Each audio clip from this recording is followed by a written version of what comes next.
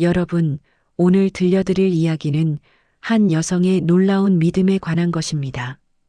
이분의 이름은 박은혜, 58살의 전직 음악교사입니다. 10억 원의 빚더미에 앉아 모든 것을 잃은 그녀가 어떻게 다시 일어섰는지 그 놀라운 여정을 함께 들어보시겠습니다.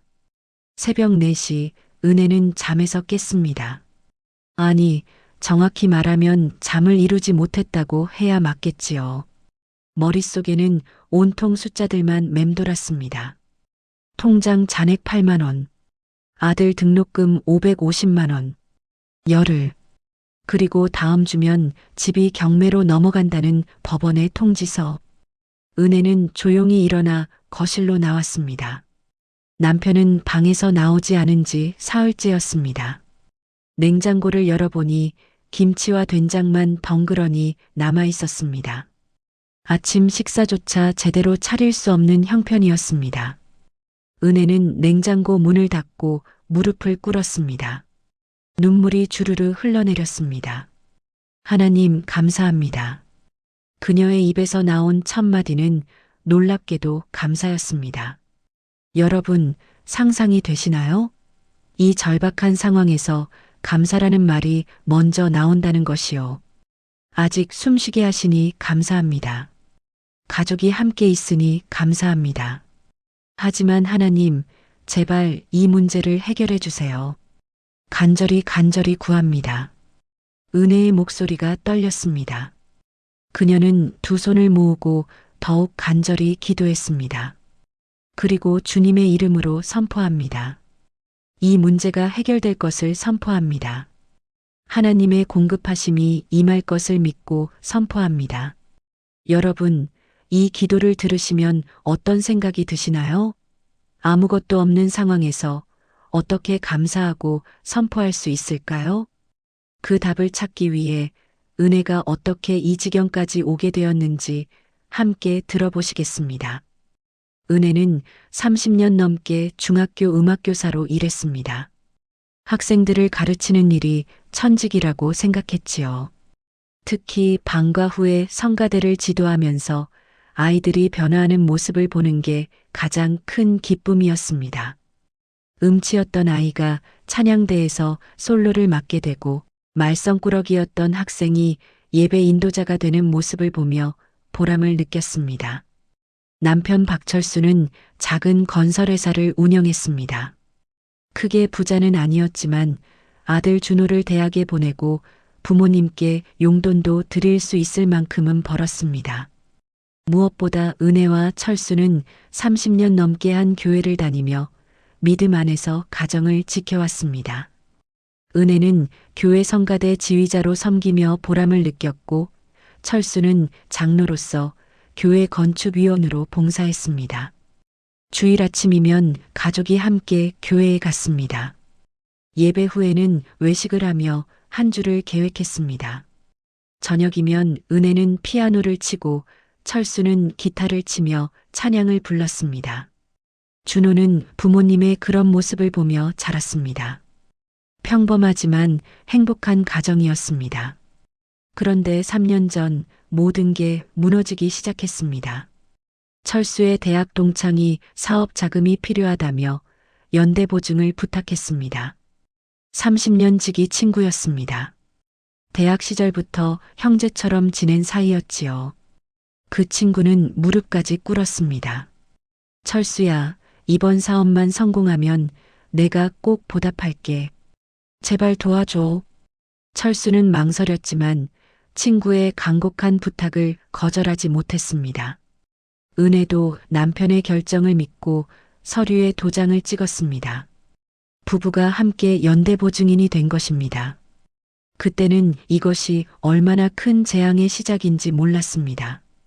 6개월 후 친구는 잠적했습니다. 전화를 받지 않았고 사무실은 텅 비어 있었습니다. 남은 건 10억 원의 빚이었습니다. 채권자들은 철수와 은혜를 찾아왔습니다. 집 앞에서 고함을 지르고 회사에 찾아와 소란을 피웠습니다. 이웃들이 쑥덕거렸고 직원들이 수군거렸습니다. 어느 날은 학교 교무실까지 채권자가 찾아왔습니다. 은혜가 수업 중인데도 복도에서 큰 소리로 빚을 갚으라고 외쳤습니다. 학생들이 수군거리고 학부모들 사이에 소문이 퍼졌습니다. 교장 선생님이 조용히 은혜를 불렀습니다. 은혜 선생님, 정말 죄송합니다만 학교 분위기를 위해서라도 명예퇴직을 고려해 주시면 안 될까요? 은혜는 그 자리에서 눈물을 흘렸습니다. 30년을 헌신한 학교였습니다. 제자들을 가르치며 보람을 느꼈던 그 학교였습니다. 하지만 거절할 수 없었습니다. 채권자들이 계속 학교에 찾아온다면 학생들에게 피해가 갈 것이 분명했습니다. 퇴직금은 2,500만 원이었습니다. 30년 근속의 대가치고는 적은 금액이었지만 그나마 위로가 되었습니다. 하지만 그 돈은 은혜 손에 머무르지 못했습니다. 전액이 채권자들에게 넘어갔습니다. 10억 원의 빚 앞에서 2,500만 원은 바다에 떨어진 물 한 방울에 불과했습니다. 은혜는 매일 새벽 기도를 했습니다. 30년 넘게 지켜온 습관이었습니다. 새벽 5시면 어김없이 일어나 무릎을 꿇었습니다. 하지만 요즘은 기도가 나오지 않았습니다. 무릎을 꿇으면 원망만 터져 나왔습니다. 하나님, 제가 뭘 잘못했습니까? 30년을 교회를 섬겼는데 왜 이런 일을 당해야 합니까? 11조도 빠짐없이 드렸고 헌금도 기쁘게 했는데 왜 이런 시련을 주십니까? 은혜의 기도는 점점 원망으로 변해갔습니다. 하나님께서 멀게만 느껴졌습니다. 기도해도 응답이 없는 것 같았습니다. 하늘은 닫힌 것 같았습니다. 집은 경매 통지를 받았습니다. 한 달 후면 법원 경매로 넘어갑니다. 이사갈 곳도 마련하지 못했습니다. 전세금조차 구할 수 없었습니다. 남편은 우울증에 빠져 방에서 나오지 않았습니다. 하루 종일 누워만 있었습니다. 밥도 제대로 먹지 않았습니다. 설상가상으로 아들 준호의 등록금 납부 기한이 다가왔습니다. 550만 원. 열흘 안에 내지 못하면 제적됩니다. 은혜는 이 돈을 마련할 방법이 없었습니다. 친척들에게 연락해봤지만 모두 거절했습니다. 친구들에게도 부탁했지만 소용없었습니다. 어느 날 저녁 김성교 목사님이 신방을 오셨습니다. 은혜는 목사님을 보자 눈물이 쏟아졌습니다. 그동안 억눌렀던 감정이 한꺼번에 터져 나왔습니다. 목사님, 저는 매일 기도합니다. 하지만 하나님께서 응답하지 않으십니다. 제 기도가 천장을 넘지 못하는 것 같아요. 목사님은 잠시 침묵하시더니 조용히 말씀하셨습니다. 은혜 집사님, 혹시 기도할 때 감사를 드리고 계십니까? 감사요? 목사님, 지금 제 상황에서 무엇을 감사합니까? 집도 잃고 직장도 잃었는데요. 은혜의 목소리에 짜증이 묻어났습니다. 자신도 놀랐습니다. 목사님께 이런 식으로 말한 적이 없었기 때문입니다. 은혜 집사님, 시편 50편 23절을 아십니까? 감사로 제사를 드리는 자가 하나님을 영화롭게 한다고 말씀하십니다. 간구만 있고 감사가 없으면 하나님께서 기뻐하지 않으십니다. 목사님은 차분하게 계속 말씀하셨습니다. 그리고 믿음으로 선포해야 합니다. 하나님께서 이루실 것을 믿고 선포하는 기도 말입니다. 감사하고 간구하고 선포하십시오. 이 세 가지가 함께 있을 때 하나님께서 역사하십니다. 목사님이 가신 후 은혜는 혼자 앉아 울었습니다. 감사, 선포? 지금 상황에서 어떻게 그런 기도를 할 수 있단 말입니까? 하지만 목사님의 말씀이 계속 마음에 걸렸습니다. 그날 밤 아들 준호가 조용히 다가왔습니다. 준호의 얼굴에는 결심한 듯한 표정이 있었습니다. 엄마, 내가 학교 그만두고 일할게.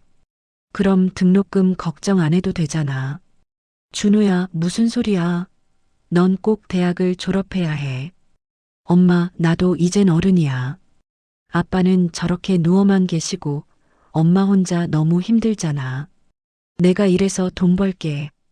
은혜는 아들을 꼭 안았습니다. 20살 아들이 이렇게 의젓한 말을 하다니 은혜의 눈에서 눈물이 흘렀습니다. 그리고 그 밤 은혜는 바닥까지 떨어졌습니다. 다음 날 새벽 은혜는 4시에 눈을 떴습니다. 아니, 밤새 잠을 이루지 못했습니다. 뒤척이다가 결국 일어났습니다. 은혜는 조용히 거실로 나와 성경을 펼쳤습니다. 목사님이 말씀하신 시편 50편이었습니다. 환난 날에 나를 부르라. 내가 너를 건지리니 내가 나를 영화롭게 하리로다. 15절의 말씀이 눈에 들어왔습니다. 그리고 23절을 읽었습니다. 감사로 제사를 드리는 자가 나를 영화롭게 하나니 그의 행위를 옳게 하는 자에게 내가 하나님의 구원을 보이리라. 23절의 말씀이 가슴에 꽂혔습니다. 은혜는 무릎을 꿇었습니다. 처음에는 아무 말도 나오지 않았습니다. 그저 눈물만 흘렀습니다. 5분, 10분, 20분이 지났습니다. 한참 후 은혜의 입이 열렸습니다. 하나님 감사합니다. 떨리는 목소리였습니다. 억지로 짜내는 말 같았습니다. 아직 숨을 쉬게 하시니 감사합니다. 건강을 주셔서 감사합니다. 남편과 아들을 주셔서 감사합니다. 30년 동안 교사로 일할 수 있게 하셔서 감사합니다. 오늘도 아침을 맞이하게 하셔서 감사합니다. 감사 제목을 찾으려고 애쓰는 은혜의 모습이 애처로웠습니다. 하지만 그녀는 계속했습니다. 감사 제목을 하나씩 찾아가며 고백했습니다. 하나님, 그런데 간절히 구합니다. 열흘 안에 등록금 550만 원을 주시옵소서. 아들이 학교를 계속 다닐 수 있게 해주세요. 집을 지켜주세요. 빚을 갚을 길을 열어주세요. 남편이 다시 일어나게 해주세요. 은혜의 목소리가 점점 커졌습니다. 간구가 쏟아져 나왔습니다. 주님, 간절히 구합니다. 저를 불쌍히 여겨주세요. 제 기도를 들어주세요.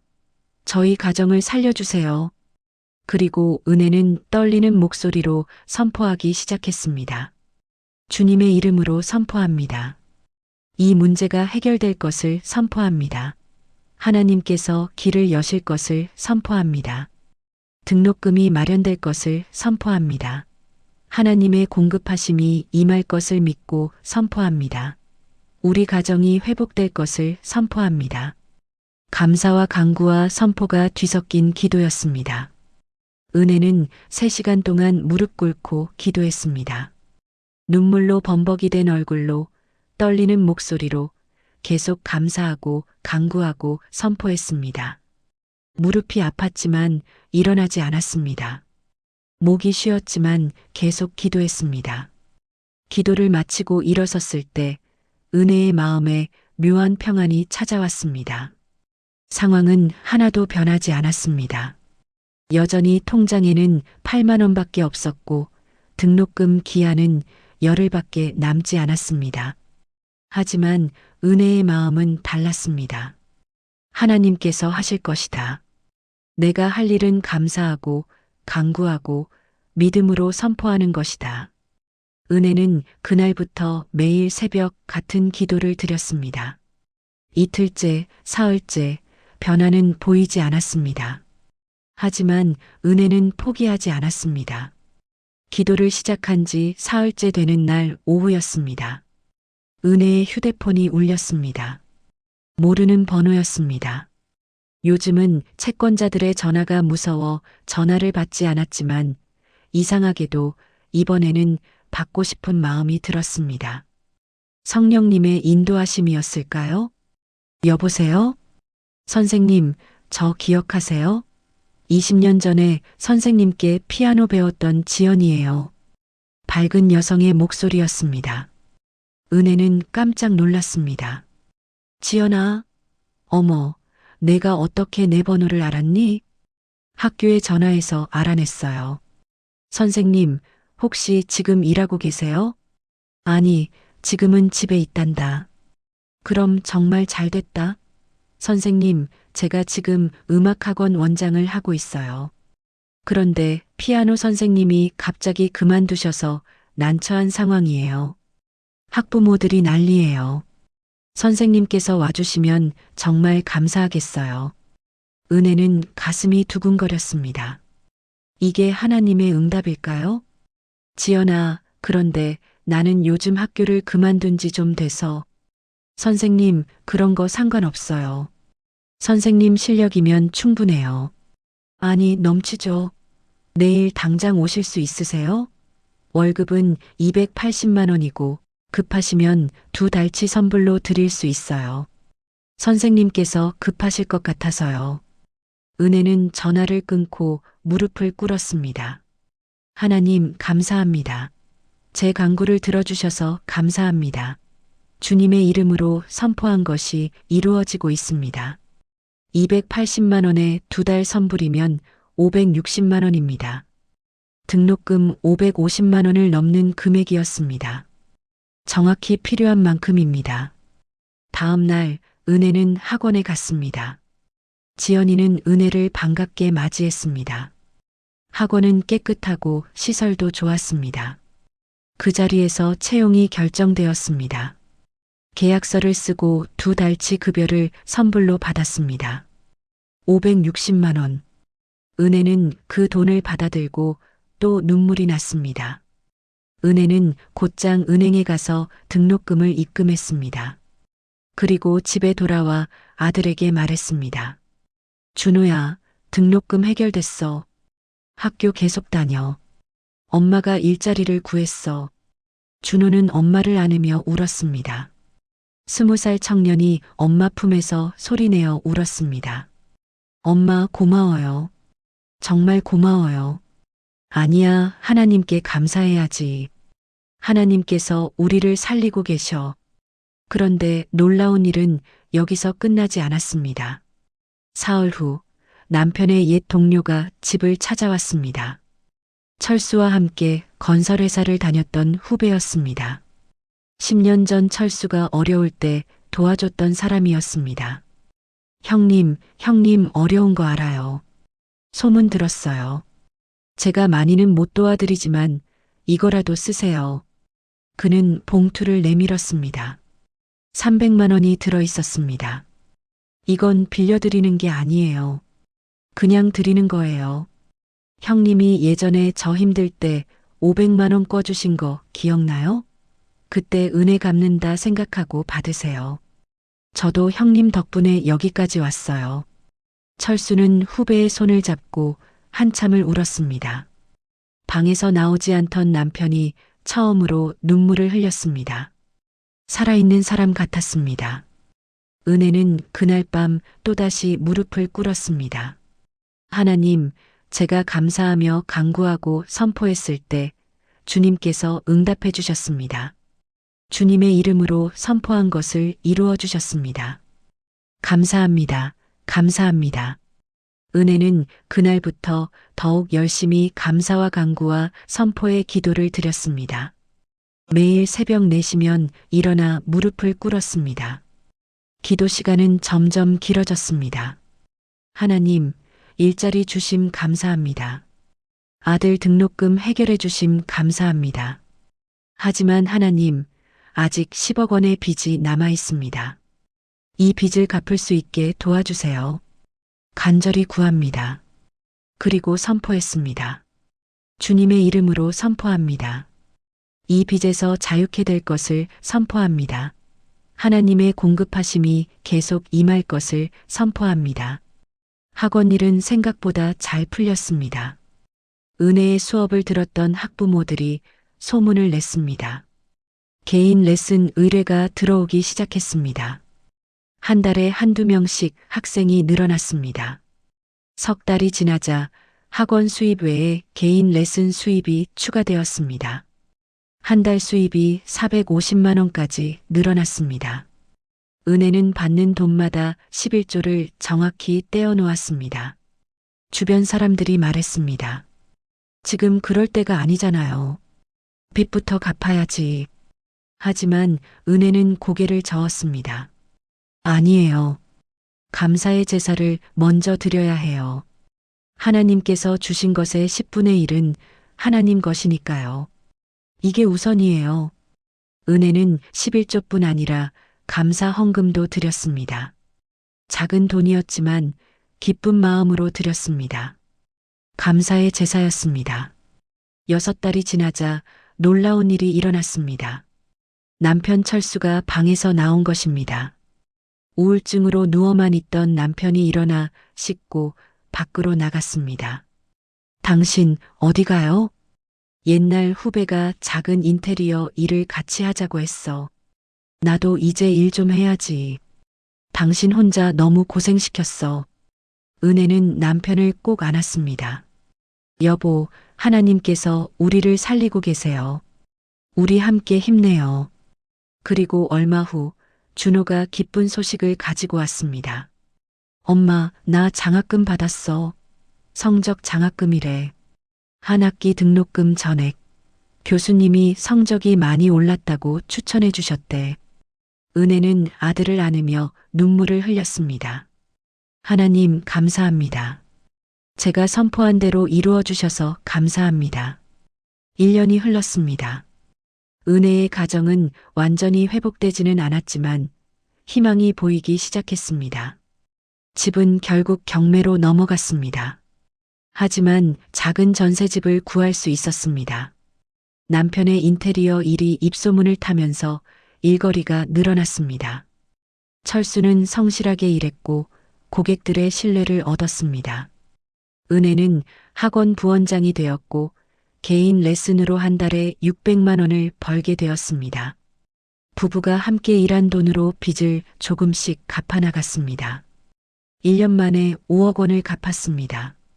아직 5억 원이 남아있지만 이제는 두렵지 않았습니다. 하나님께서 함께 하신다는 확신이 있었기 때문입니다. 은혜는 다시 교회 성가대를 지휘하게 되었습니다. 3년 만에 성가대 지휘봉을 다시 잡았을 때 눈물이 쏟아졌습니다. 성가대원들도 함께 울었습니다. 어느 주일 목사님이 은혜를 간증대에 세웠습니다. 은혜는 떨리는 목소리로 말하기 시작했습니다. 사랑하는 성도 여러분, 저는 3년 전 10억 원의 빚으로 모든 것을 잃었습니다. 집도 직장도 심지어 믿음도 흔들렸습니다. 하지만 하나님께서 저를 다시 세워주셨습니다. 은혜는 잠시 숨을 고르고 계속했습니다. 제가 깨달은 것은 이것입니다. 기도에는 3가지가 필요합니다. 첫째, 감사입니다. 아무리 어려워도 감사할 제목을 찾아야 합니다. 감사는 우리 기도의 바탕입니다. 둘째, 간구입니다. 우리의 필요를 하나님께 아뢰어야 합니다. 부끄러워하지 말고 간절히 구해야 합니다. 셋째, 선포입니다. 하나님께서 이루실 것을 믿고 선포해야 합니다. 회중석에서 조용히 경청하는 소리가 들렸습니다. 저는 매일 새벽 이렇게 기도했습니다. 하나님 감사합니다. 하지만 이것을 해결해 주세요. 주님의 이름으로 해결될 것을 선포합니다. 하나님께서 제 기도를 들으시고 하나하나 응답해 주셨습니다. 은혜의 목소리가 떨렸습니다. 시편 50편 23절 말씀처럼 감사로 제사를 드리는 자가 하나님을 영화롭게 합니다. 여러분, 어떤 어려움 속에서도 감사하십시오. 그리고 간절히 간구하십시오. 믿음으로 선포하십시오. 하나님께서 반드시 응답하십니다. 회중석에서 아멘 소리가 터져 나왔습니다.